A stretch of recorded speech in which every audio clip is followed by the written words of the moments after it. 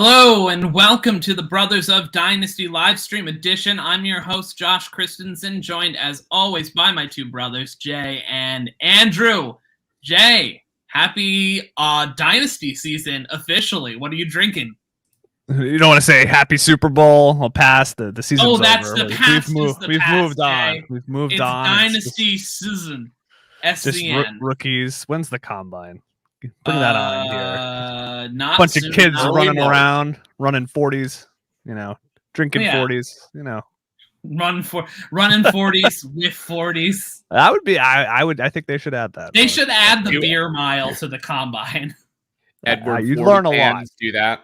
You would learn more than the 40, I think, itself. You get a bench press with Edward 40 hands, Edward 40 press. Just broken glass everywhere. a lot of Jason Pierre-Paul hands afterwards. Anyways, what are you drinking?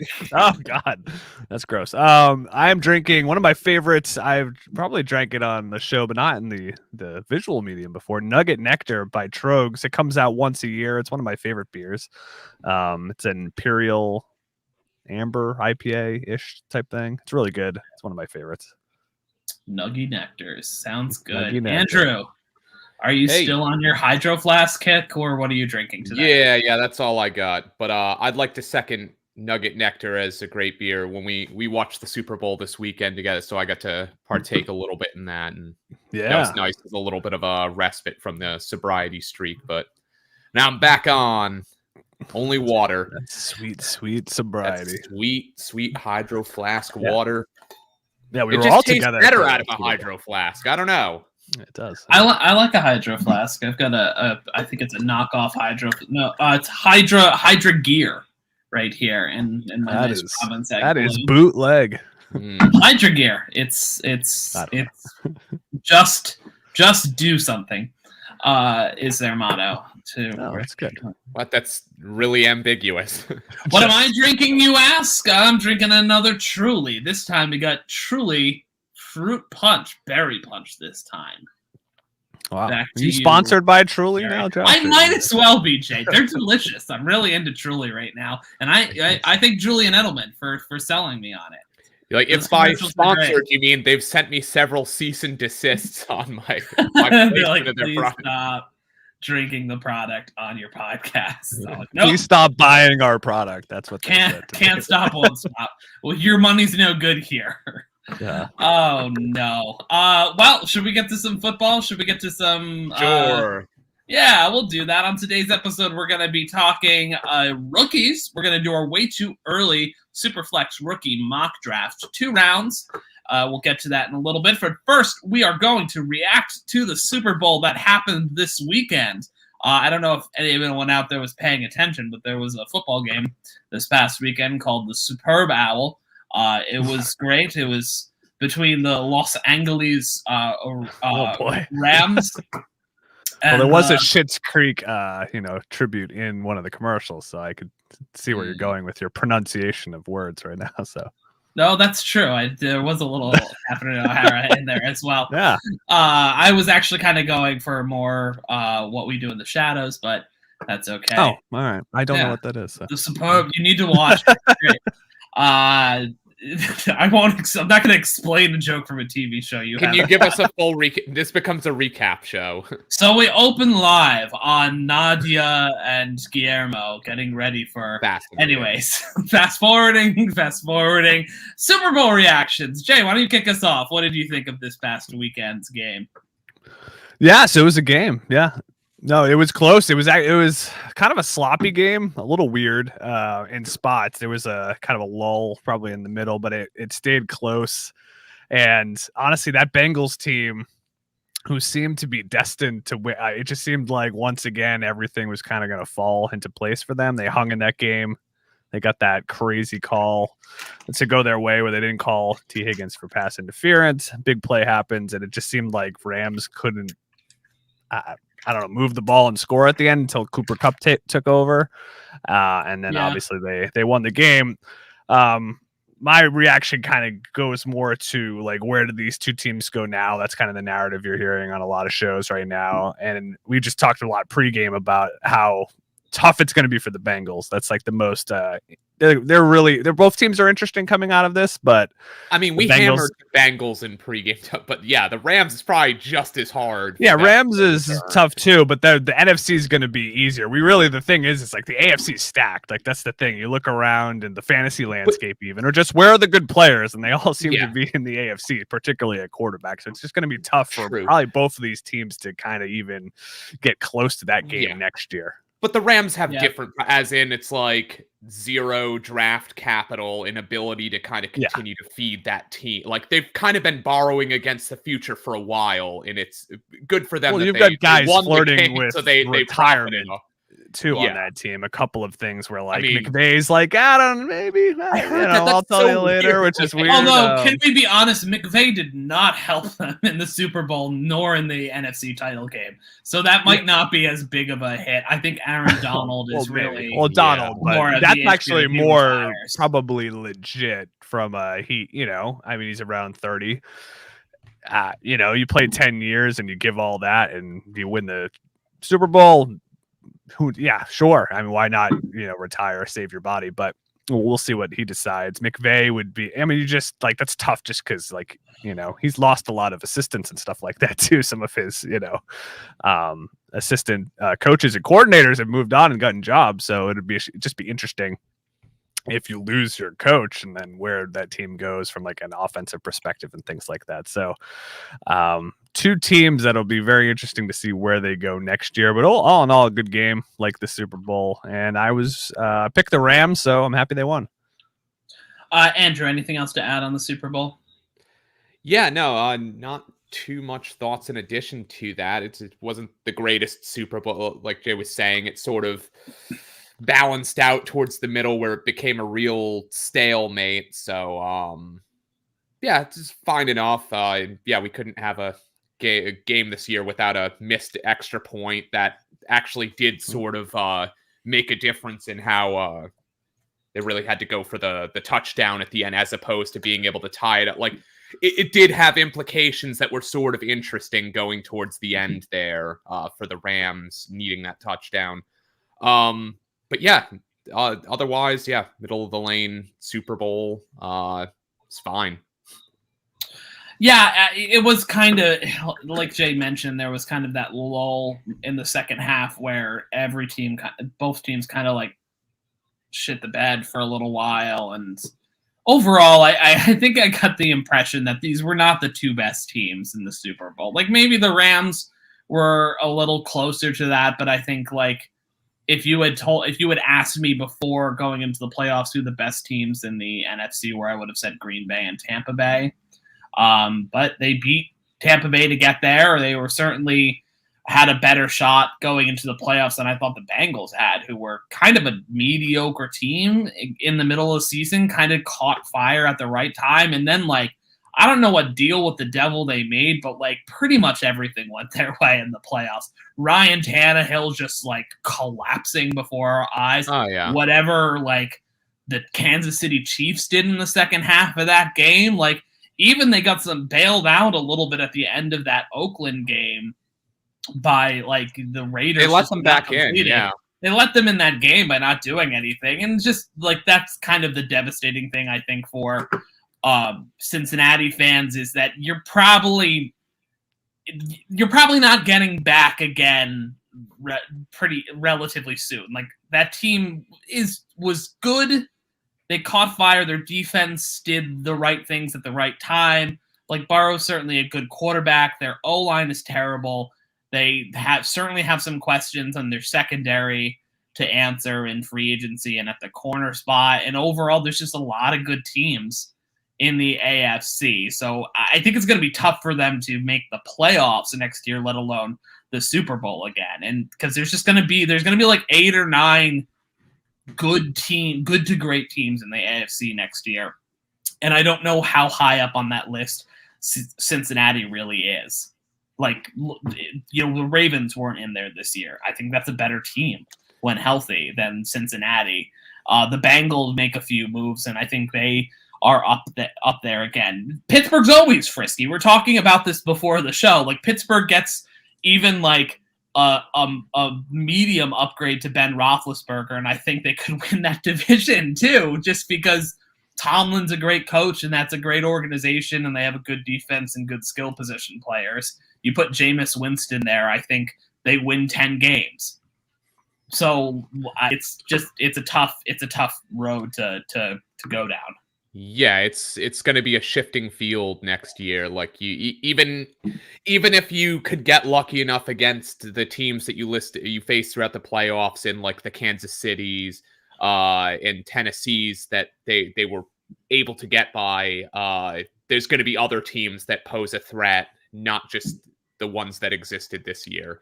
And also, I forgot to note that it's almost kind of fortunate for that. You never want to see injuries like and have that be what, but OBJ going down really like shifted the tide and really allowed them to be able to just kind of blanket Cooper Kupp until that very last drive where he got out. You have to imagine it might have been a very different game if they had a healthy OBJ that whole time.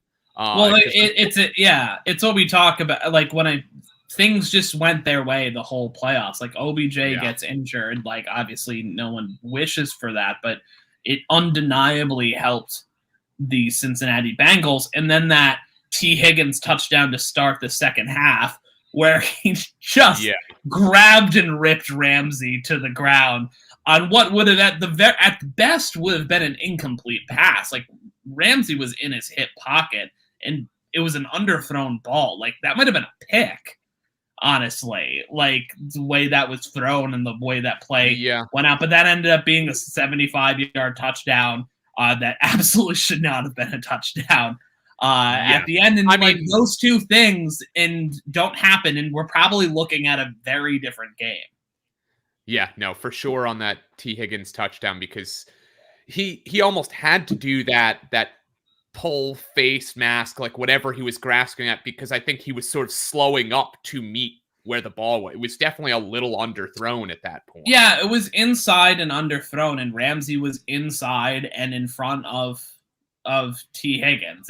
There was no way he could make that catch without doing what he did. And I don't know how that got missed as OPI. Like that there's never been a more clear OPI. Like even in the replay, it took a while for them to give the replay. But I remember being like, he just full on threw Ramsey to the ground, and sure enough, replay eventually came up and grabbed his face mask and pulls his head around to the crowd. It was ridiculous. Yeah, I remember that was something that looked really strange the way it played out on camera in real time. And then wasn't that the one where it took them forever to show a replay? Yeah. Like that was a 75-yard it's like, why are they not showing it? It wasn't until after the extra point that they showed a replay of it and you saw how bad that was. So I found that strange. Yeah, weird game. All very weird. But the season is over. We're moving into dynasty season. And with that, let's start talking about some rookies right now. So to kind of set the table for this, obviously we're doing a Superflex 12-team, 2-round mock draft of dynasty rookies. We have all done some research on most of these players. We have not done nearly as much research as we will do over the next few months. And also, this class is kind of a shit show in terms of, I don't think it's not a bad draft class. No, it's a shit show in the fact of like the separation between guys. Like last year, I think we knew very clearly there were 5 quarterbacks who we generally knew what order they were going to go in. There were 3 running backs, there were 3 wide receivers, and then another 3 wide receivers, and there was Kyle Pitts. And we basically had 15 guys who we knew basically where they were going to go and how to rank them. This draft, there's like just a lot of guys between C- and B+. I don't think there's really any A's in this class. Maybe a couple of the wide receivers you can make an argument for, but like there's no Jamar Chase, there's no Devontae Smith, there's no Jalen Waddle. There's just a good amount of above average to good players, and where they're going to fall, I really don't know, especially even in Superflex, because there's no QB that's really like been like, oh, this is the guy. This is a slam dunk type player.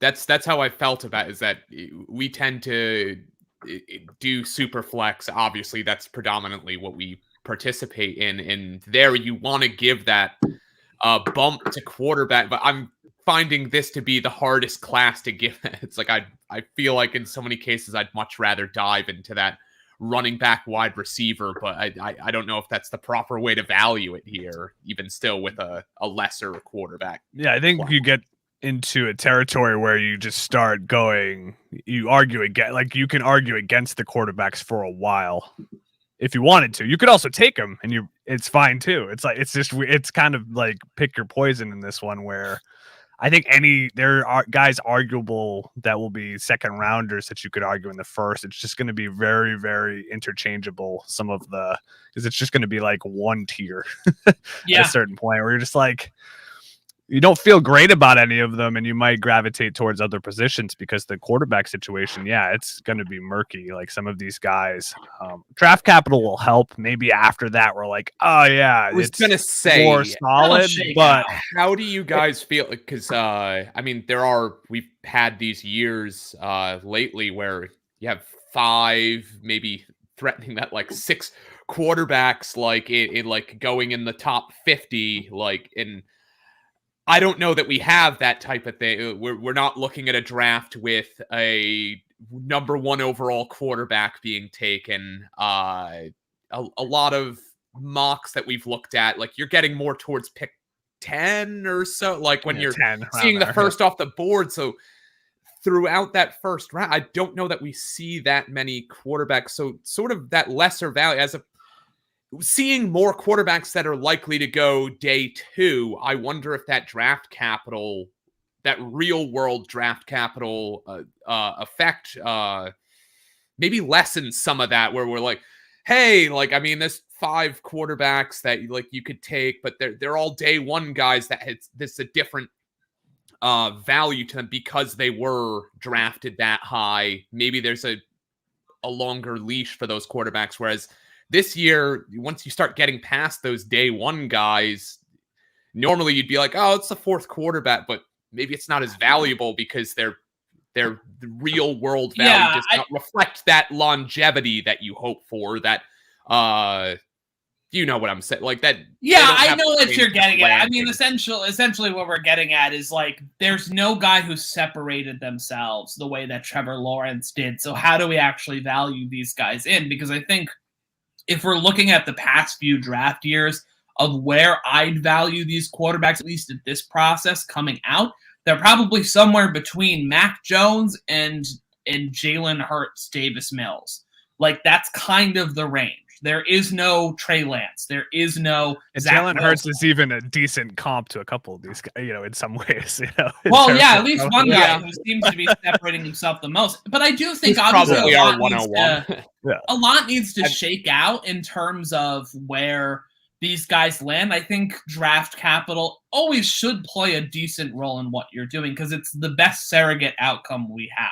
There's 32 teams going through all of the things that we're looking at, including interviews and in-person workouts and all of these things, who are then coming to a board that they pick guys off of. Of course, there's team needs and some varying factors, but it's the best surrogate outcome we will have. It is draft capital, where guys land in the draft. And statistically, it's not a science. We know this, but first rounders become quality starters more often than second rounders. Second rounders become quality starters more often than third rounders. So that does help to skew things. But of course, there's guys that are exceptions to those rules. And it feels like there's going to be some of those guys. I still think COVID has made all of this still really weird in terms of analyzing players. Players eligibility got weird. Yeah, eligibility got weird. The transfer portals changed a lot of things, guys. Scouts still weren't traveling quite as much. Yeah, so a lot gets weird in this draft, and I think we saw it last year a little bit, where I think some guys were under scouted. that ended up like popping a little bit more in later rounds, and other guys that went, but like we saw, obviously the Elijah Mitchells, Ramondre Stevenson's going after guys like Trey Sermon and, Kenny Nwangwu or whatever in the draft. Anthony Schwartz going at some point. Like, things have been weird, but it's gonna make things a little more clear, at least in terms of where you should be drafting the top end guys in this draft. And then third round and fourth round is just going to be a free for all. I think there's going to be a lot of guys who are going to be worth taking mid round, late round flyers on that could hit. And it's just kind of identifying those guys to go after. But I think the best way to do this is just to jump right into this. So we're going to go Jay, then me, then Andrew. And we're going to rotate through. So Jay, let's start it off with the 101. Yeah, speaking of quarterbacks and how weird they are in this class, let's take one right off the top because it is super flex. But one, like we alluded to there, has sort of separated himself, at least for fantasy purposes, and that's Malik Willis out of Liberty. He's a bit of an interesting case because he is a bit inconsistent in his play. I just kind of mentioned Jalen Hurts. When you talk about his arm in terms of accuracy and decision making, that can be the wonky thing with him. And also playing at a smaller school of Liberty, where he had transferred from Auburn to Liberty to play there.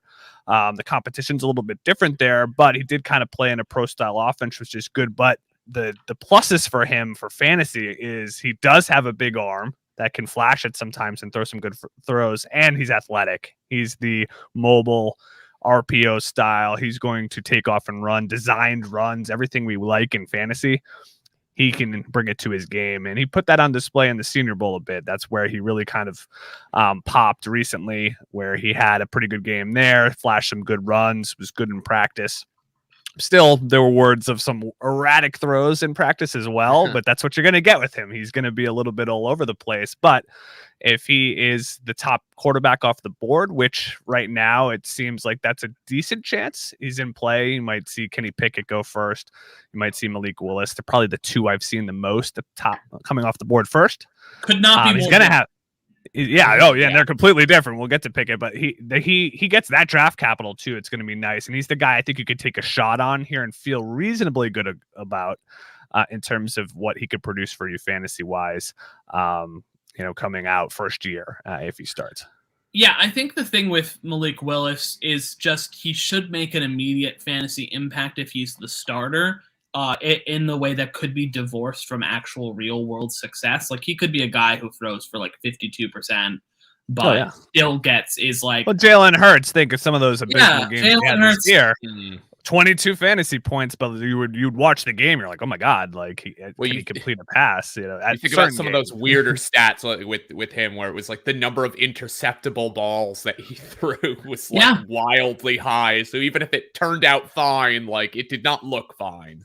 No, so and exactly that's kind of the Malik Willis thing, but he's probably, I think, probably a better rusher than Jalen Hurts, or at least I think he's a bit more athletic, and his arm is probably liver than Jalen Hurts, and it really pops off of his hand, like it really throws. He does kind of have a cannon, and then his size is it's good, 6'1", 215. He's so he's not like a 6'5" guy, and generally these runners, the really good runners, are probably not going to be that size anyways, but he's got good enough size, good athlete, he's got everything you need. It's just, can he put it together? But I think he's a little safe from a fantasy perspective as long as he gets a job and keeps it for a while. Obviously he has to play.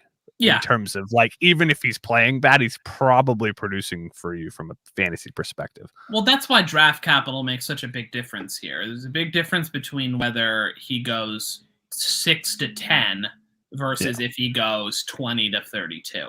Like that's guaranteed 3-year run with guys generally. Sam Darnold gets 3 years, even though it could be a catastrophe. Like you're gonna get 3 probably, usually. Unless you're Josh Rosen, where obviously that came off the rails quick. But for the most part, you're gonna get a run, and then get the 5th year too, potentially.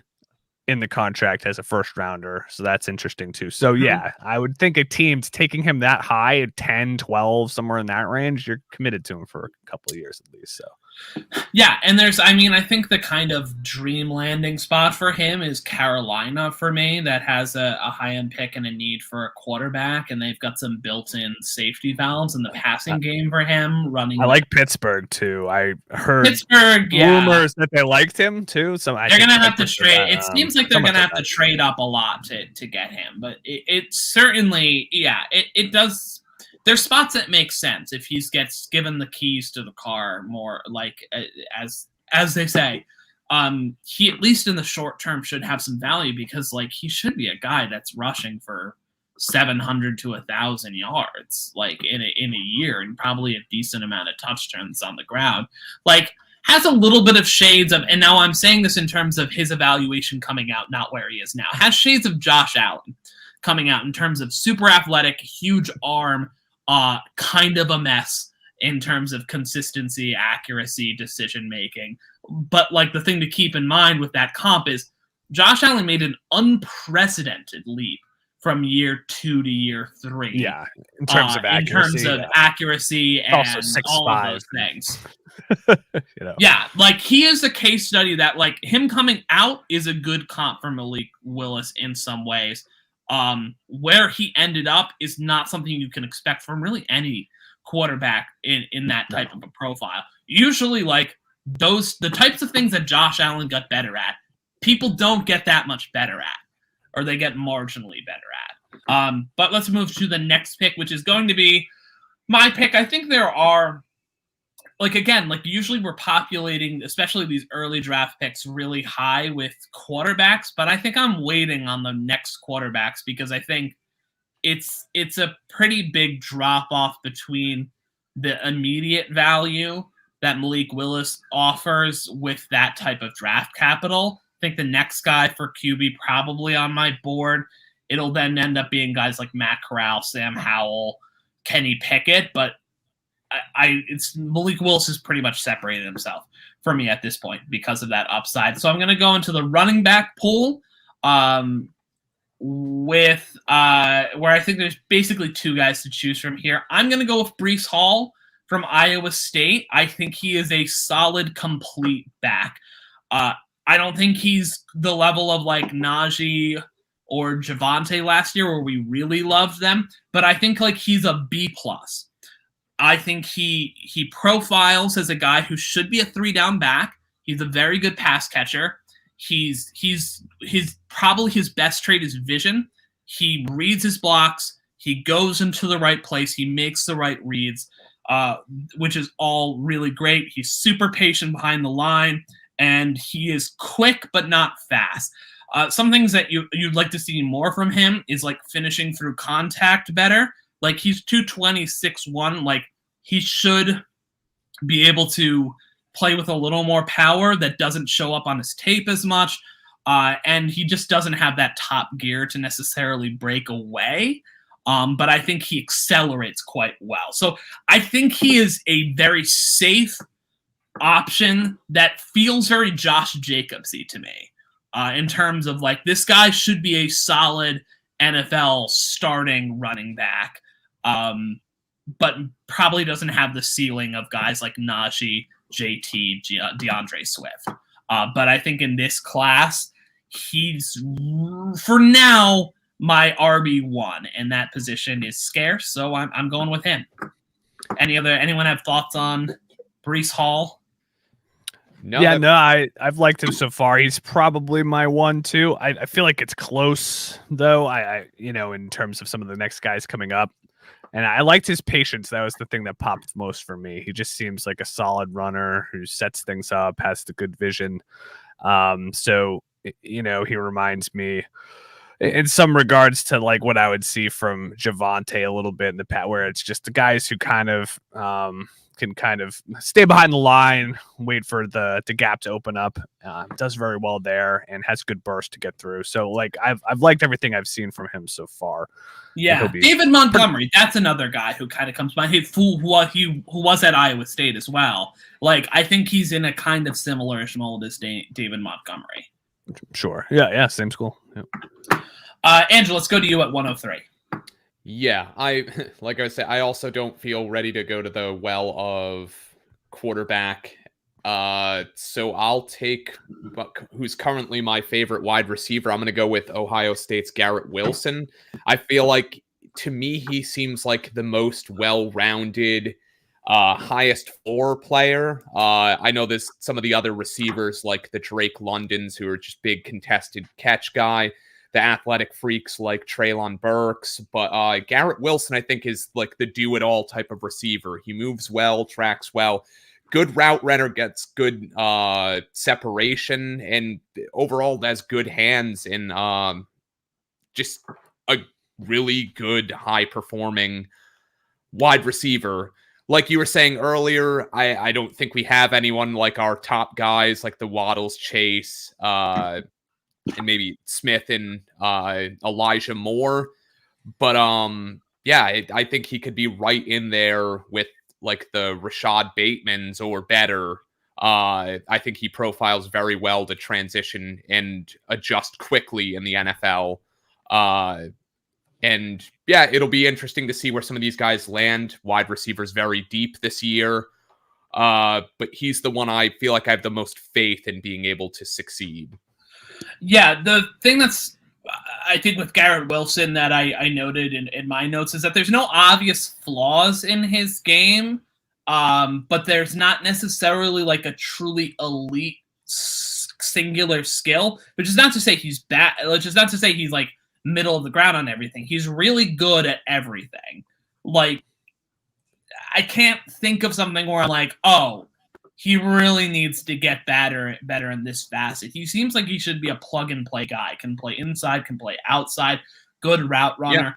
Yeah. Every team can use a Garrett Wilson. He just seems like a very safe bet at wide receiver to be like a pretty productive, like solid player. Stephon Diggs feels like a decent comp for him. Like that's the guy I keep seeing in my head. Calvin Ridley is a decent comp for him as well, I think. And these are generous. Yeah, and those are like generous comps too, because those are guys that we've seen really pop off the page and perform well over the past years. But yeah, no, I mean, he definitely profiles to do most positions too. It's about 20% from the slot, the other 80% out wide. So he can operate over the middle and through the slot, but also fits very well as that kind of traditional like outside receiver as well. So I feel like talking about Garrett Wilson's kind of like a Bill Belichick press conference. It's like, oh, they're good in it's good outside, good on the inside, special teams. Stuff. It's like it's just there's not enough good things to say about Garrett Wilson, and certainly earns from his very safe. Yeah, I feel like he's safe. Absolutely. Jay, let's go to you at 104. So 104 here, I really like, I'm split between like the running backs and the wide receivers here. I like to gravitate towards running backs, and at least initially, that's usually how I will attack rookie drafts. Those guys tend to get the bump unless wide receivers can clearly like separate themselves. So I'm going to stick with that here for now. And the one that I've been watching more recently that's popping, and is the guy who went off in his junior year, was Kenneth Walker is the guy for me right now that's been intriguing me because he has some upside. Just he's a home run threat almost every time he touches the ball, and had this year he went off. Yeah, some of the best burst like and footwork and elusiveness from any guy I've watched so far. Just in terms of, he almost reminds me a little bit of like the footwork I would see in like little Jared Patterson last year, who obviously not high draft capital or anything like that, but that guy, like, you know, playing at that small school, had such great footwork, would kind of float a little bit. Well, it's interesting to compare that type of footwork. Does that. But he's bigger, so it's good. Yeah, that's what I'm saying. Take that type of skill, but put it on like a guy who profiles as like a better size. And yeah, he's like what, 5'10", 215 in yeah, and he's not the biggest. There's a lot of big backs in this class. Well, bigger backs. He's the 5'10", 210, which is a little smaller than some other guys, but I mean, I liked everything I saw from that. This is a guy who started at Wake Forest and then transferred to Michigan State last year, and that just went off, like you said. Had a 5-touchdown performance. I remember watching that game against Michigan, where he was just unstoppable, and a guy that consistently had long runs. So he has speed. He has breakaway speed when he can get on the outside or break through. Just a lot to like out of him. The thing that would be the only concern would be whether he can't get it done in the passing game. I don't know whether that's true or not. He had 13 receptions. That's like the one area where you're like, he really wasn't involved there, which you obviously like to see for fantasy purposes and for playing on 3 downs in the NFL. Yeah. I don't know yet if that's going to be something that, whether he can't do it or he can. And whether he can get it done in like pass protection, things like that.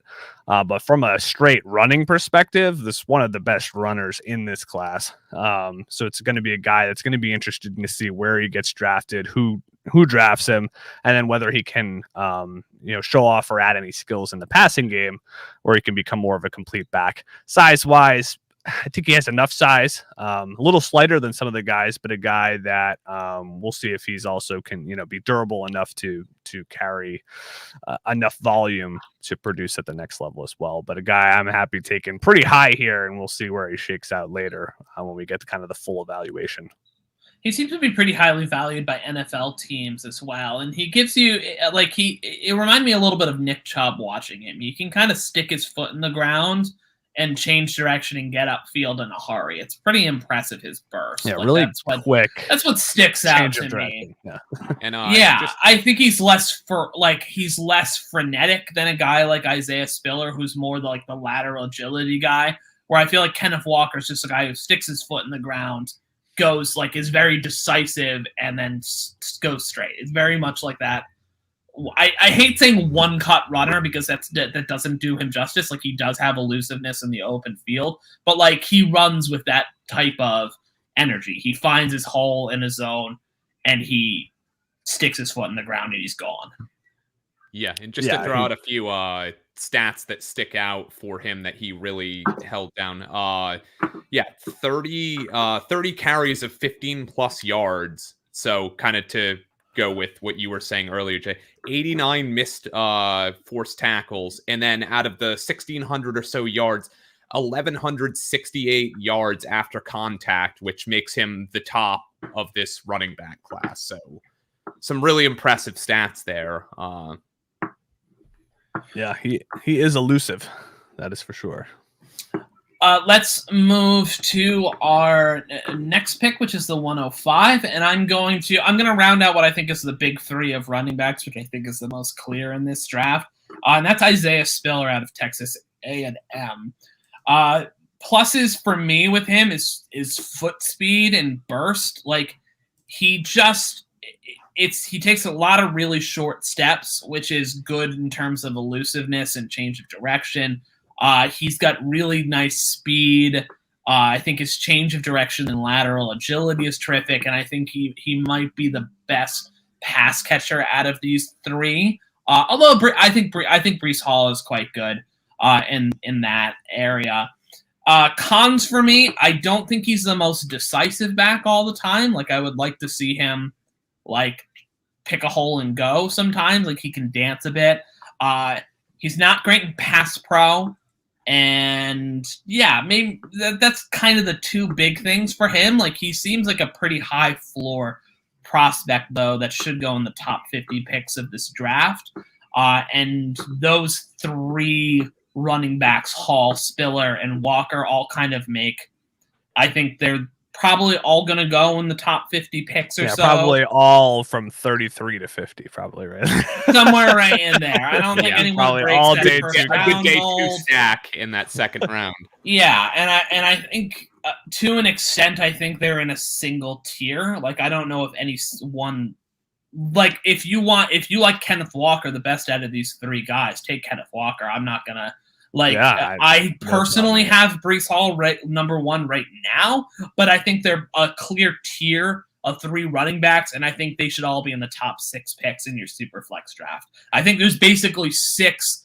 I have like a big 6 and then then a draft. That's like, and then a drop off. That's kind of where my tier is right now. And there's one more wide receiver in there for me, which is probably not what a lot of people in the Dynasty community. It's not the guy that most people are thinking of right now, who's the slam dunk 101. If we post this, we're gonna get shit on for. Oh, we're gonna get so much hate for that. Well, we'll get there in a little bit. We're not that far down on it, but we'll get there. Let's go to 106, Andrew. All right. Again, feels like a toss-up on some of these quarterbacks now, but I think I'm going to go with Matt Corral out of Ole Miss. And honestly, no great reason to do it, but it's like he's been very solid these past couple years, over 3,300 yards in 2020 and 2021 when he was predominantly playing, 20-plus touchdowns, and also pretty accurate these past years, 71% completion percentage, 66.6 this year. He's played with some good players over there. I'm assuming he was probably a little bit more accurate last year, throwing to the likes of Elijah Moore, who, as we know, his like catch rate is off the charts. But yeah, it just seems like the next most solid guy all around. Mock drafts seem to reflect him being a day one quarterback. So I mean, we'll see where he goes. And again, when you're talking about Malik Willis kind of looking like he can be that immediate impact guy, landing spot will probably be big for some of these next guys. Do they walk into a spot where they can start right away? And when they're in that spot, are they ready to step in and perform at a high level right away? So we'll have to see. There's a lot of questions, but I like kind of taking this what looks like the safer bet here, kind of following in the theme from Garrett Wilson being the safe receiver. That's where I'm going with quarterback. Yeah, Matt Corral, I think if we're talking about fantasy upside, I mean, I think if I'm personally going the safe pick, I'd probably go Pickett at quarterback. But like, you think so? Matt Corral has the rushing upside. So from a fantasy perspective, that makes sense from a safe guy. From a job security perspective, I would probably bet on Pickett to be most likely to be a starter longer. But I'm not particularly strong on that anyways. But Matt Corral is a very athletic quarterback, and after Malik Willis, I think offers the most rushing upside of any of the quarterbacks in this class, and I've seen him mocked generally in that like 20 to 32 range. He seems most likely to be the third QB off the board, unless someone really falls in love in these next few months with Howell.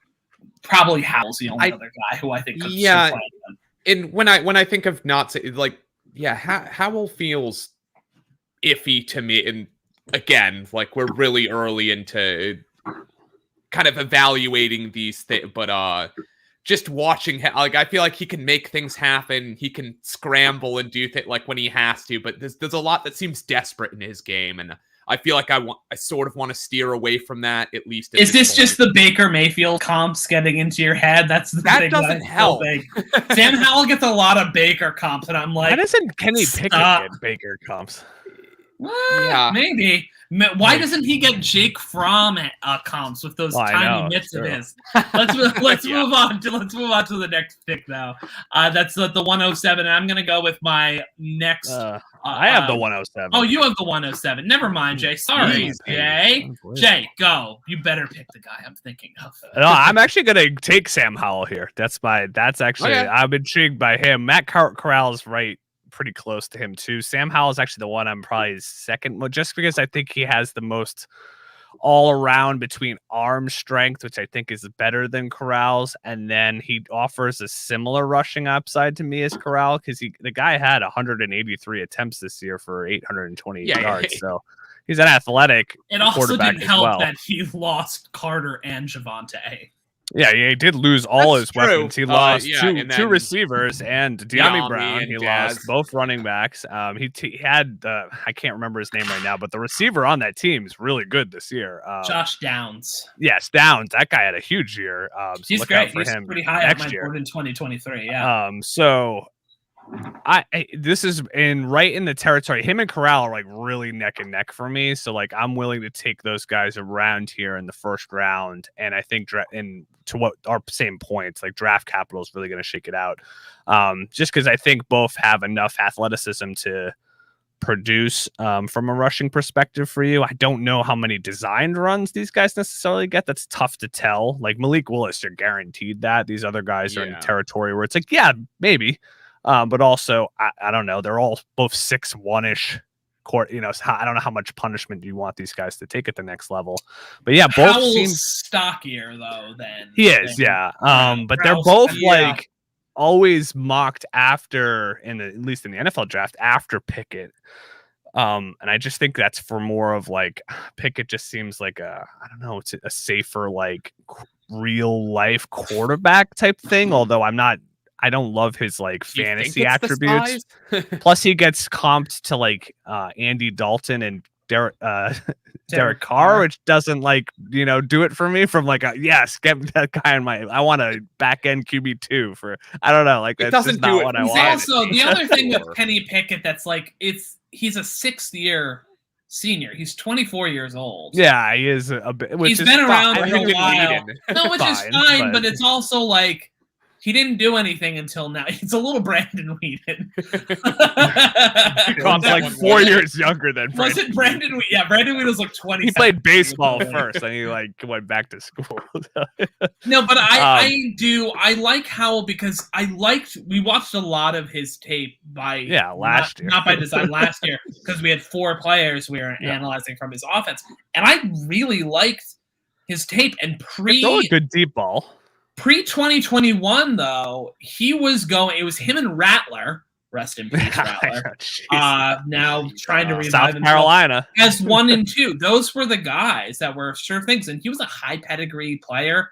Like, I think he was a pretty high recruit. He was at least a high 4-star recruit coming out of high school. So I think there is some intrigue there, and, like, I kind of agree. I have Corral and Howell right next to each other at 8 and 9 in my rankings. And I think that's kind of like they could go either way. Like, I would love if Sam Howell ends up in the top 20 picks to a good landing spot. Like, if Sam Howell ends up on Pittsburgh, say, he becomes the 102 right after Malik Willis. I feel like that's whatever that it will be the tiebreaker in. For sure, this particular group, it just and his one flaw, like to me, that stood out last year. And thinking of his tape, reminds me if he would hold the ball way too long in certain plays, like where he just was somewhat indecisive up front, where he would just like he had one. I remember commenting, I'm like, he held the ball for like 20 seconds. I was just like, I swear to God, it's just like, throw the ball. What are you doing? And he like ran out of bounds 8 yards behind the line. It was like, what the?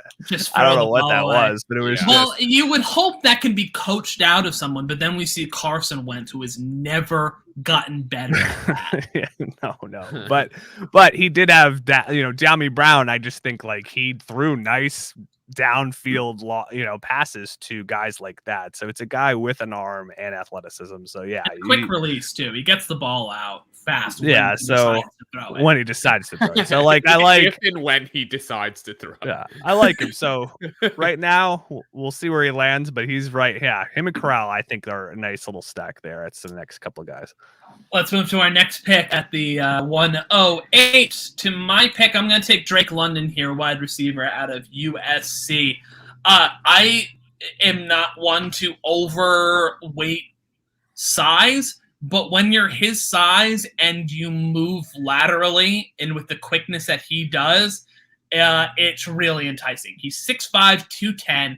He is good after the catch. He's not going to take the top off of defense, but he has some of the best body control and hands you'll see in this draft class. He shields defenders away from the ball in the intermediate routes. He goes up and gets the ball down the field. He is really quite, like, honestly, like, maybe some of the most, like, enticing tape I've seen from a wide receiver in this draft so far. It just kind of, like, really gets me amped watching Drake London tape. just because some of the footwork and stuff that he does on the inside, he's not just a contested catch guy. He gets separation. He has shades of Michael Thomas to me in terms of maybe not the most athletic guy, but quick, and you cannot stop him on a slant. A slant, an out, a curl, you cannot stop Drake London. It's inevitable. So I love him from a PPR perspective. He's my number one wide receiver in the draft this year, with him and Garrett Wilson being in a tier alone for a wide receiver for me. I love Drake London. Yeah, he's right around this pick for me. He is pretty athletic. I mean, he had basketball back. He's a good athlete. Like, so it's just he doesn't have like long speed. He doesn't have long speed. But like Cooper Kupp said, speed is a luxury. Quickness is essential. Yeah, he's definitely quick enough. It'll be whether he's quick to the level of like, but like I think he's not just a like people say who don't like him say he can't separate, but like I saw enough on tape where it's like footwork wise, just what he does with his body to, you know, and it just seems to have the IQ to find space too in spots too, where I would be pretty surprised if that's a problem at the next level. And if he has to make a contested catch, the guy's a beast at contested catches. Like, yeah, really, really good at contested catches. So. I guess he doesn't separate well on like go routes, but I don't understand. Who does? Like, not many people that do. Think of like you know who does? Tyreek Hill. Yes. That's who. Like when you run straight and you don't do anything, like the DB runs with you and you don't get separation. That's what happens on those routes. I mean, you're essentially jump balls. But on short and immediate routes, like Drake London has a really good release. He has some subtle moves too, where he can kind of get a defensive back to the head fakes. You know. The head fakes are like Devontae Smith reminiscent. Like the way he uses his shoulders and dips his hips and swings his head is very savvy, and something that a particular wide receiver in this draft is lacking greatly. We'll get to. We're gonna be known as like the haters on this one player, and we'll spoil it eventually. Let's move on though. Andrew, the 109. It's whether he goes here or next pick. So no, I think he's going here because I'm going with Arkansas's Treylon Burks. There he is. He's that mystery box type play, like who I feel like he seems like he has the most upside, and he's certainly a fantasy community darling right now, and I think for some good reason. I like what I've seen out of him. He feels like that get the ball in his hands, athletic freak, explosive player. I feel like I'd like to see maybe more explosive and consistency to kind of that high energy game at it, but it looks like he operates probably 75% of the time out of the slot, and the other 25 out wide. This year, 65 receptions for 1,100, so a lot of yards per reception, averaging about 17 yards. And it looks like he was really high up in yards after the catch with 9.3 yards after the reception.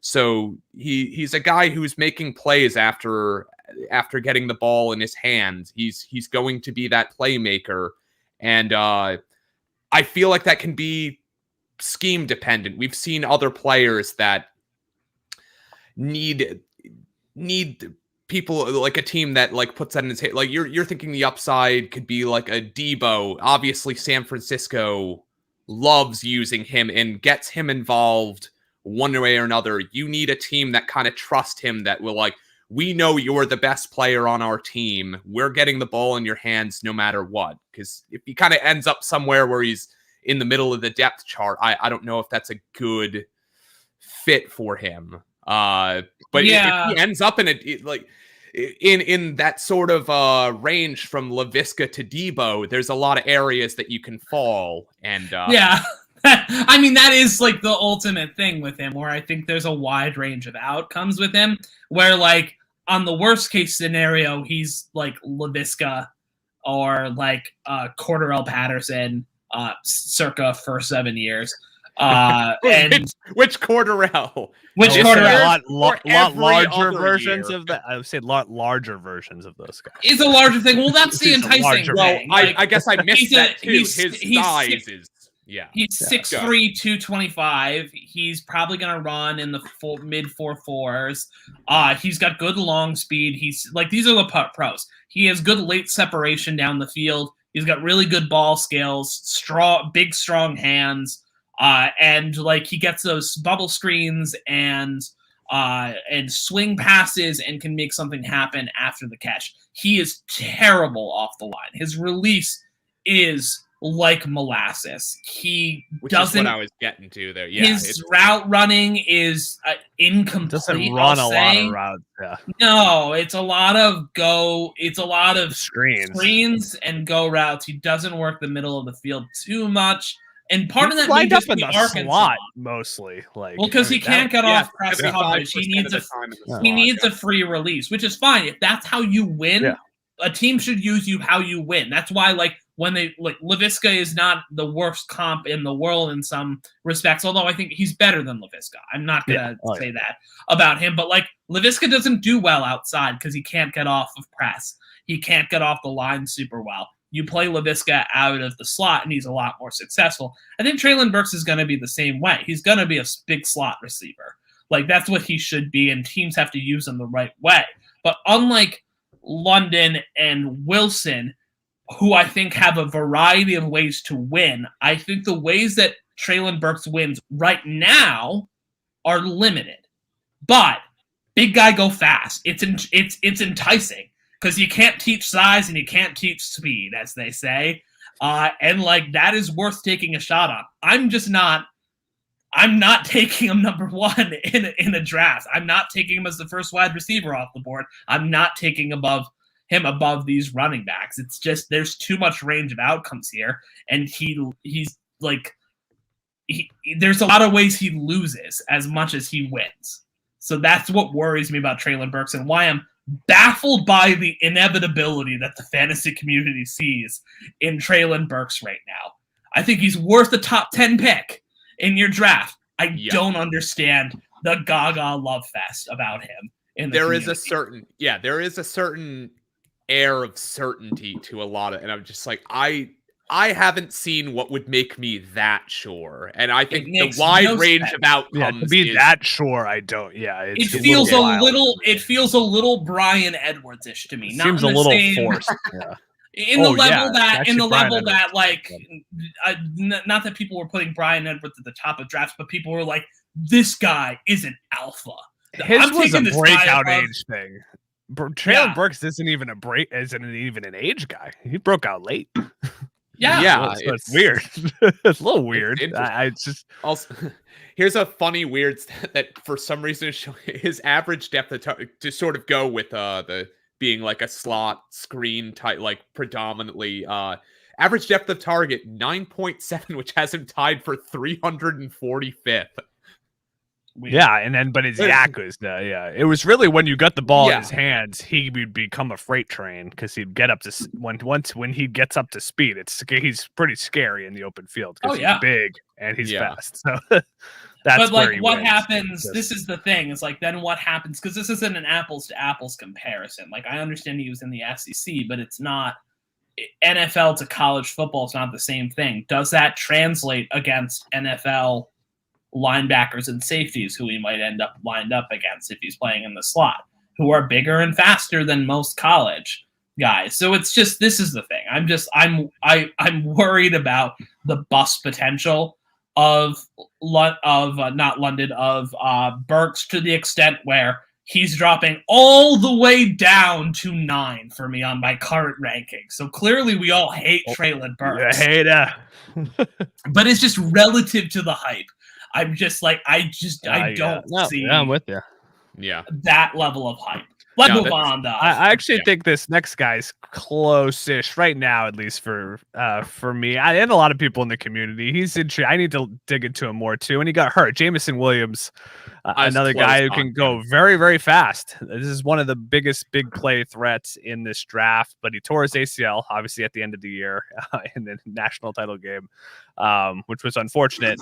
The guy who went from Ohio State to Alabama just completely destroyed this year. Averaged almost just under 20 yards per catch. I mean, just huge numbers in terms of just being a long down the field threat. Almost 1,600 yards there for Alabama this year. Decent size at 6'2", and probably would have been the first. I honestly think in the NFL draft, he probably would have went first if he didn't tear his ACL, because he has speed. Like, that's kind of the speed guys tend to go first. The guys that are the fastest. We saw it happen before. We saw it with Ruggs go to the Raiders a couple of years ago. I mean, it just, these guys, he might still go in the first round, honestly. And I think you see him mock there sometimes just because he is a very, very high upside prospect.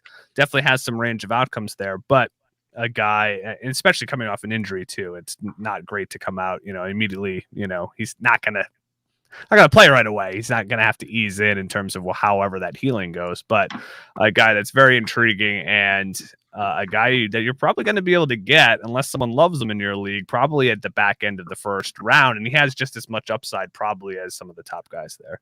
I love being able to grab him at the back end of the first. Like that feels like an early steal. Yeah. I really like his tape. I have him right here too. I have him at 10 right after Burks. Like, they feel like a very clear tier for me, where it's like high upside, high bust potential guys, just in terms of relative speaking. There's more question marks, but like, speed, everyone loves speed. That's why John Ross went number 7 overall. I feel like even though he hurt himself running the 40, he does have good control. And John he was Ross, like, I don't know control. 150 pounds. Do the combine, so we don't have to worry about him getting hurt there. No, he will not be doing the combine. But no, I think he has great control on top, because I feel like that some of the tape that I have watched, his ability to sort of like turn the corner like with that speed. Yeah, he's scary. Feels very impressive. Any space he had, it's just he has the ability to take it all the way. That's just what he flashed on tape, where all of a sudden it's like just that extra gear where all of a sudden it's like he's gone. Like he did, like they were close to him and then he accelerated and that was it. So very intriguing prospect there. Like that. Let's go to the next pick, which is me at 111, and I'm gonna go Kenny Pickett here for the quarterback bonus. I just don't love him, but I think he's Mac Jones in the way and should be taken in the same range, where he's accurate to all 3 levels of the field. His arm strength isn't exceptional, but it's above average. He has some good touch. He's not an elite athlete. He can scramble a little bit, but not at any significant level.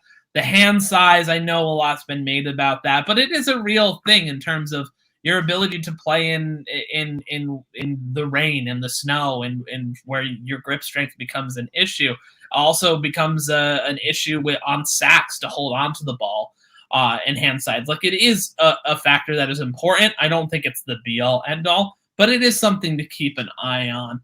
I just think he's got a limited fantasy ceiling, but in a draft, in a league where you need, in Superflex, you need 2 QBs, and maybe Pickett can be, at least steady QB2 for you, who has a job a lot. Like, Andy Dalton may not be a bad comp for that. He was a starter for 9 years and was not a detriment to your fantasy team. He just wasn't winning you anything. I think that's Kenny Pickett. That's the best you're going to get out of him. So he feels Mac Jones-ish to me. It is ultimately what I'm saying the best comp is for him coming out, maybe, in terms of fantasy impact. End of the first round feels like the right place for Kenny Pickett for me. I don't know if we need to linger on that too much. Let's move to the 112. Andrew, we'll see if you continue your love affair with OSU. No, but it's no. close Okay, between- he's no, I actually know. my next guy, but Is he? Because I was split between Olave and who I'm going to go with. I'm going to go with the guy that I think we all like in Jahan Dotson. Jahan Dotson, my favorite name this day. As we've said, going back to one of your other favorite names to say, with the move. Just thinking back to last year when we were first starting to scout Muth, and we were like, who is that guy receiving on the other end of the field? Which was our early viewing of Jahan Dotson, who just really pops out on tape. I don't know if any of his like advanced stats seem to like pop off the page, but he's someone who put together 91 receptions on 138 targets this year for over almost 1,200 yards, double-digit touchdowns. And to back that, he's just, I think, a very impressive looking receiver. Like his ability to move and make catches. And we saw him do the Odell. He can do the one-handed catch. It like he feels like a very dynamic receiver. Which needs to be a combine drill. Can you do the Odell? That needs to be a drill. I am You get 3 fingers. He's great. Like I think he has really good ball skills. He's probably falls down lower because he's a little slighter in size than some of those other guys coming in at least tentatively 5'11", 184. So he's kind of more of that like mid build. I hope those numbers don't come down anymore because that could kind of slip in like when you start getting a little off. Unless you're an outlier like Devontae Smith, I'm going to be a little more concerned about like drops in size. But otherwise, he feels like a really good day 2 receiver or like early day 2 that I see a lot of potential out of. Might be a first rounder. You see some. I've seen the mocks that have him there, but I think averaging he's going to be a top early, 50 pick most likely. And again, like that's not even a shot at. I mean, T. Higgins was early day 2, like so. It's like that's sort of what I have in my head when I think of the talent. Debo, early day 2, 32 every year. They were all below. They were all below the. God, I'm forgetting his name now because 29 our Patriots 2019. Oh, N'Keal Harry. Right, they were all below the N'Keal Harry line. All right. I mean, this is the thing that I feel the same way about Dotson and Olave. Don't overthink it. People seem to really like them. They're gonna go high in the draft. Don't overthink it. Don't Brandon I'm not gonna overthink it here. I'm gonna take Chris Olave next. That's the guy. I'm just rolling right in. Nice, I like it. Oh, it's just since you're transitioning. Actually, those were my 2 guys here. I think Olave is underrated in I think in fantasy circles first. I mean, he's gonna have high draft capital. One of my favorite route runners of this class, which we've seen get it done in the NFL consistently. One of the best deep threats in college football for fast years. too. It's not even like a slow route runner. He's actually a very, very fast route runner. He's going to run a better 40 time than his teammate Garrett Wilson, at least by everything I've read. So he's also a deep threat, a guy who can get down the field, a guy who consistently creates separation because he's just a smart player, really good route runner, and is going to get good draft capital. And maybe some of the production was down because they have so many mouths to feed in Ohio State, but man, he's just a really polished, smooth receiver that I think does well at the next level. Not sure what the upside is, like ceiling wise, but I think he's a damn solid pick, especially in a early second round pick in a rookie draft. I'll take Chris Olave. I have no problem with that. I love Olave. I was bummed when he didn't come out last year because I'd kind of with the Fields tape. Was starting to see his tape consequently and just really loved what I saw. And it's nice that this year we do get him in this class. So I think just really strong wide receiver. Can't say it enough. Just really strong sort of depth to this wide receiver class. Like it's a while before you start feeling not good about what an articulation before you start feeling not this good is great. about. I'm gonna cut you off. I'm gonna bail you out here in the middle of this. No, let me hang. Leave me hanging. Where last thought on Chris Olave, I think his kind of like I like the kind of I don't know where I saw this before, but like a Tyler Lockett comparison to his usage at the next level, maybe a little inconsistent, but man, he can blow open some games, I think, for a team at the next level. Moving on to our 202, and we'll start to move really quickly through these because it's the second round, and we don't know as much about these guys because there's a lot of stuff. I'm between two guys right now, and I think it's two different things, but I think I wanted to go Trey McBride at tight end, who I really, really like, but I'm going to go with a little bit of the mystery box and the upside in George Pickens out of Georgia right now. Super high pedigree guy, 5-star recruit. He has had some big flashes where he's taken over games, but he's just been injured most of the time. But he's coming out in the draft this year. He was, a lot of people 2 years ago, if you asked Devy people who the number one wide receiver was going to be, they'd say George Pickens and then Justin Ross, but that's a whole nother thing. Neither stayed healthy. both are injury things. Both are in this draft. George Pickens has a little less injury concern than Justin Ross, who had a very devastating injury. We may get to him a little bit later. But, yeah, I'm going to go George Pickens for the upside at the top of round 2. I'll take the mystery box with him. Definitely, he could be a huge upside. Could be the steal of the draft for sure, depending on where he goes. Let's move Andrew to 203. Yeah. I'm just gonna start grabbing it. I think let's go with. We haven't had a running back in a while, so let's grab Rashad White out of Arizona State. I gotta watch more on him, but I thought he looked great at the Senior Bowl. Definitely a standout. And also, good player, looks explosive, solid running back, topped 1,000 yards this year. I'll be interested to see more from him. Out of Arizona State University, Jay, let's go to you at the 204. Andrew sniped me with the guy I had probably the most notes on in this draft. So, Rashad White. Well, then I'll talk about him another time. He's one of my favorite pass catchers. He's really versatile, but he's big, too. The guy could play all 3 downs at the next level. Yeah. A little older. Was JUCO guy, so he went to Arizona State late. So he's like 23-ish. So he'll be one of those older backs. But guy can play. I actually think he could be a steal, too. An interesting guy. Especially if you get some draft capital. Not going round 1, but if he could be a day 2 guy, even 3rd round, he'll be. If he sneaks into the 3rd round, his stock goes way up. Yeah, for sure. Day 2 would be great for him. Jay, let's go to you. For my pick, though, I'll go back to quarterback because I think Desmond Ritter is interesting too. I think he shouldn't be too far past, especially Pickett, because I think he offers more athleticism and a rushing upside, and he has a good arm as well. It's just really, can he be consistent enough at the next level to play? Draft capital will be a question too, depending on where he falls. I think he should be at least in the 2nd round. I would be surprised if he went 3rd round, but you never know. Things happen. But as long as he's in the 2nd round there, I think he's a play as long as there's some path for him to be. But his guy is a real he's a real good leader. From some of the intangibles of a quarterback, he does have some of those where he obviously led Cincinnati to the college football playoff this year. I think he could. It's just whether he could be consistent enough where he doesn't get benched, honestly. In terms of accuracy and decision making. But honestly, he does have some tools that are intriguing for fantasy.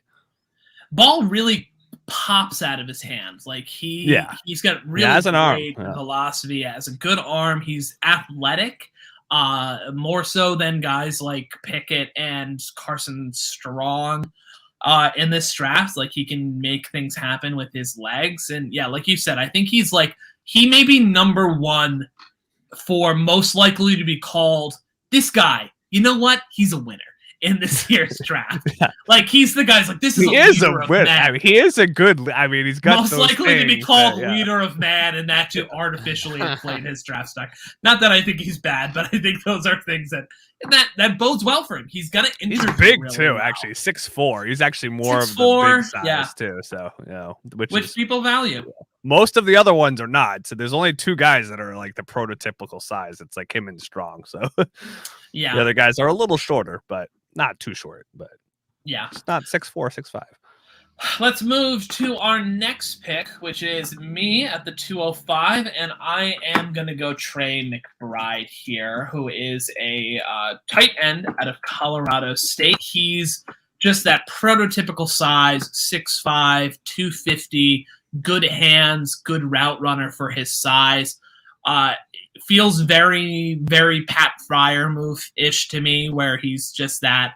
He's exactly who a team's going to want on their team. I just think he's going to be really reliable. He could go first round. He could go back end of first round. I personally would love to see him go to the Jaguars at that 201 pick. I think that would be a really great fit in Peterson's scheme, where he could slide right into that Zach Ertz role, which is not a bad comp for him. Zach Ertz, that is, for Trey McBride. So I really like him there, particularly in tight end premium drafts. Like, I think he could go even higher than this, depending on where it shakes out. I think he could be a pretty high impact player pretty early on, depending on the landing spot. Jets also a good landing spot for him as well, at the top of that second round. So that's what I would love to see. Andrew, we're going back to Andrew. 206.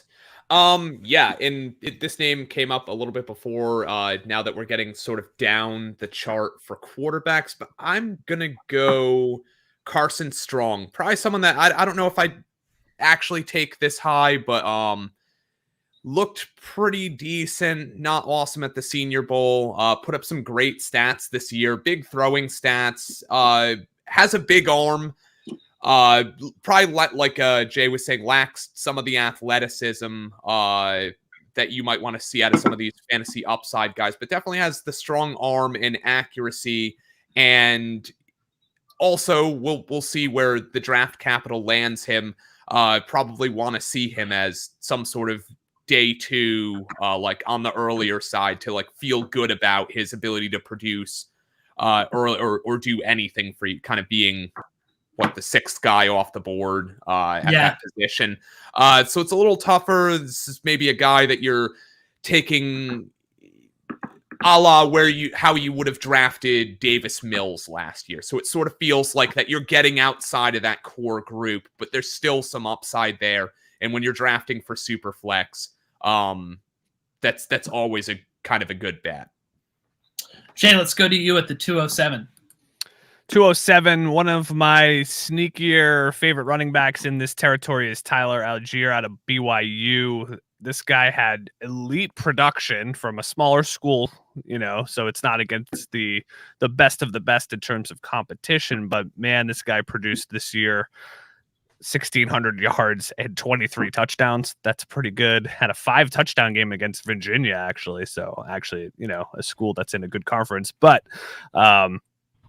he's a guy who has good contact balance, good speed, nice frame for a running back, that kind of like that 5'11", but like 220-ish. So like solid player. You watch him play and he's pretty fluid. I think he's a solid runner. You're going to have a lot of guys in this territory that are just like, yeah, that guy can play at the next level. So it's just going to be dependent on a little bit of opportunity here, but I think there's some talent here. And I think Algier could be kind of a sneaky guy, in your round 2, depending on where he falls. Good value. Yeah, Algier's another one of, I think, quite a few guys in this draft where you're like, if that guy gets an opportunity, they could be a 3-down back. It's got the Khalil Herbert-ish, type guy. So it's like, yeah, that guy's good. He can do all facets of the game. Why not just get him in a spot where he gets the reps, and they should be fairly effective. Let's go to our next pick at 208, which is me, and I'm going to go, and I think this is kind of a steal at this place, but David Bell out of Purdue, wide receiver. That's my next guy. Yeah, just super productive in college. He's got good size. He's physical. Good contested catch guy. Decent long speed. Very little lateral agility, I think, is the biggest knock on him. It feels a little Terrace Marshall-ish in that sense, where I don't think like he's got kind of rusty hips. But just that production is good. I think he's going to get good draft capital. And his tape is just good. Like, I just think he's a solid NFL wide receiver. I don't know necessarily if he has a super high ceiling, but I think he could just be a productive guy at the next level. Like, I don't know what the right comp is for him in terms of production, but it seems like he could be a guy who is somewhere in that wide receiver 20 to 30 range at some point as a kind of a pretty standard, wide receiver 3 for you. All right, let's move to the 209. Andrew, your second to last pick. Ooh, man. I don't got much left on here. I only put 15 names. Yeah, this is like where we have to. Yeah, this is where we have to start getting into just some of these next up receivers. How about? I don't like it. I feel like I'm just like throwing out. Hey, Christian Watson. There you go. That's a perfectly fine pick at this point. Senior Bowl darling. Yeah, Senior Bowl darling. North Dakota State. Profiles well. Looks good. He is like 6'4", athletic 6'4" guy. Yeah. I mean, with good yeah, ball. He feels like the Nico Collins pick to me, like where at least from my no college production. Yeah, sure. Yeah, it goes right with Nico. Yeah. Yeah. No, that makes sense. Well, that was great. And Shay, let's go to your last pick. Let's go to the 2. I'm going to go with Kieran Williams here, another running back right in. I feel like there's a bunch of guys around here that could be a good value. He's the only thing. He's really good running back. I mean, really, like, look at his Notre Dame tape. Really solid. One of the best pass catchers too, right there with Rashad White. I'm afraid with Williams, it could turn into more of just his job at the next levels. I feel like you might lose some of that 3 down potential with him, a little smaller. I think teams might kind of pigeonhole him potentially into more of a pass catching role where you might lose some of that volume. But a really good player, very productive player. A guy I want to dig into a little bit more because I think he does have potential. It's just whether it's capped it a little bit. But we like PPR running backs still. They're always valuable and guys who can play.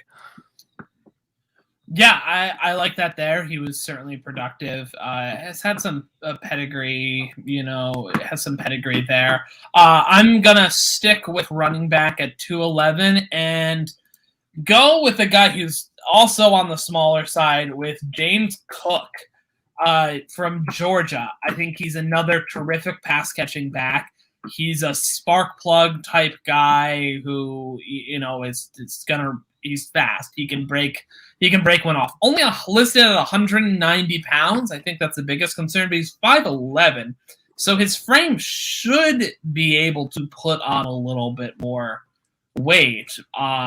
So that's probably the biggest concern with him. Dalvin's brother, right? Is that Dalvin's brother? So there is that pedigree as well.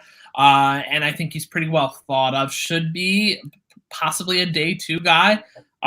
May end up being that third down back type role, but in a PPR format, I think there's some upside with James Cook. And Andrew, let's round us out with your deep and researched list of second round and third round players. Considering how long it took me to get to sometimes when I get sniped, I need to like shift to like something else and in that time I was a little slow on the draw, but this time I'll make it quicker. I'll go with the guy who's got the size and stats out of Alabama. I'll go with Brian Robinson. Feels like a little value pick here. Brian Robinson. Yeah. Stats look good. He's solid running back and got good size at 6'1", 225. So give it a shot. Like he could be a productive kind of more in that, hey, he's a professional running back. Like he can get it done. So Yeah, I do think he is. That's his thing. Professional running back, Brian Robinson. There's a value to it. Yeah, whether you're taking your like Khalil Herbert's last year or you're taking your Brian Robinsons this year. Well, listen, he's also Alabama 24-ish years old too. Yeah, they're all the older. Alabama leaned on him as their workhorse this past year for a national title. He can play as that. Yeah. Like, Nick Saban was like, no, this is our guy. It's not Chase McClellan. It's not one of these younger guys who was a higher recruit. It's Brian Robinson. And he was good. He was really good this past year. Good above average efficiency, like with 271 carries, still 5 yards per carry. Like it doesn't pop off the page, but it's like it gets the job done. Like teams need that. Yeah, absolutely. I completely agree. Some other honorable mentions to throw out there, Jay. I don't know if you have any others. I had guys like Zamir White up around in this range, Justin Ross, Abram Smith, another standout from the Senior Bowl. Anyone else you just want to throw out real quick? My other guys that were close were Wan'Dale Robinson, Sky Moore, Jerome Ford, and Mechie. Mechie, I didn't. He'd be a third round guy. Although I think he'll have strong draft capital. Actually, I think he'd be like a solid. Probably a day 2 guy. Those were kind of the main ones. Hassan Haskins from Michigan's interesting. Jalen Tolbert was a Senior Bowl. Romeo Doubs. Yeah, I mean. Romeo Doubs had a rough time at the Senior Bowl. I think he's fast. I think he's fast. I think that's what he does. Isaiah Likely, Jalen Weidermeyer. There's some other tight ends. Some other tight ends premium are going to come into play there. I really like Isaiah Likely. You got quarterbacks like Bailey Zappi there who I don't know. His stats are like his stats are wild. Wild. What was happening in West Virginia? I don't know. Western Kentucky. Yeah, very weird. Yeah, just look at his stat line. Google it. It's kind of like whoa. It's wild. But we should wrap it up for the day. That's it for today's episode of the Brothers of Dynasty. I'm Josh Christensen at DFFJ Chris on Twitter, and thank you as always to my two brothers Jay and Andrew. Thank you, Jay. Thanks, Josh. This was fun. You can find me on Twitter at JC_DFF. Check out goingfor2.com. So work there.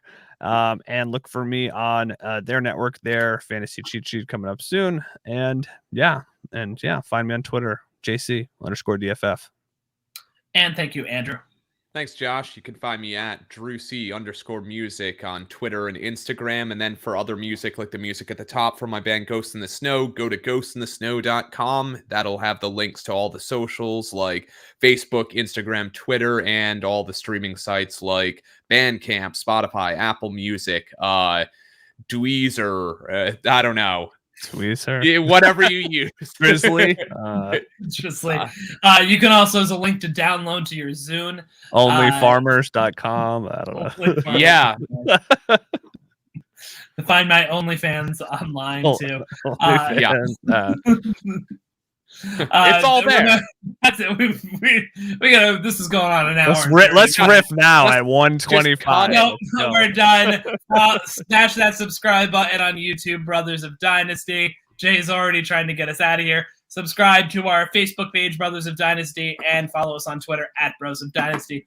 We'll be back next week with some more rookie content, I believe. So follow us here on Tuesday nights. Thanks so much. Hold up the drinks, boys.